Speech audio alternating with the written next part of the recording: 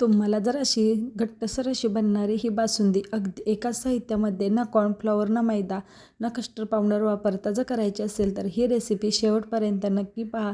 तर अगदी फक्त एकच वस्तू सिक्रेट वस्तू वापरून आपण ही घट्टसर अशी बनणारी व कलरही पाहू शकता की छान असा आलेला आहे. तर अशी बासुंदी करणार आहे तर ही रेसिपी नक्की सेव्ह करून ठेवा व नक्की करून पाव केल्यानंतर कशी झाली तेही मला कमेंट करून सांगायला विसरू नका. तर इथे कढईमध्ये मी आधी थोडंसं पाणी घेतलेलं आहे, त्यामुळे आपले दूध खाली लागणार नाही. तर इथे मी 1 लिटर दूध घेतलेलं आहे. दूध तुम्ही कोणतेही घेऊ शकता किंवा तुम्ही कमी जास्तही करू शकता.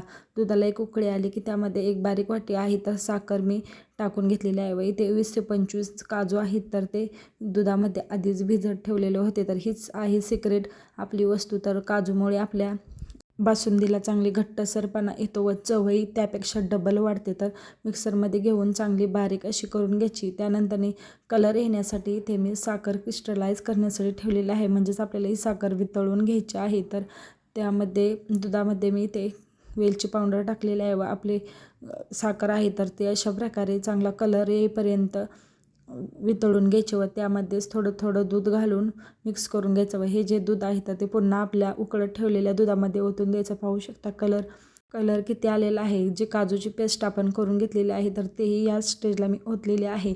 तर छान असे मिक्स करून उकळून घट्ट होईपर्यंत ठेवायचं आहे. खूप जास्तही आपल्याला उकळवायची गरज लागणार नाही. त्यानंतर इथे मी थोडंसं जायफळ टाकत आहे. जायफळमुळे आपल्या बासुंदीला चव खूप छान अशी येते.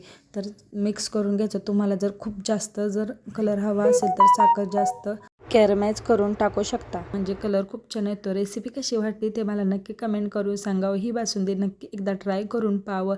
ट्राय केल्यानंतर कशी झाली तेही मला कमेंट करून सांगायला विसरू नका. अगदी कमी वेळेत आपण ही बासुंदी तयार केलेली आहे. तर नक्कीच तुम्ही ट्राय करावं. आवडल्यास नक्की आपल्या चॅनेलला सबस्क्राईब करा. चला तर मग भेटूया छान अशा एका नवीन आपल्या रेसिपी व्हिडिओ बरोबर. तोपर्यंत धन्यवाद.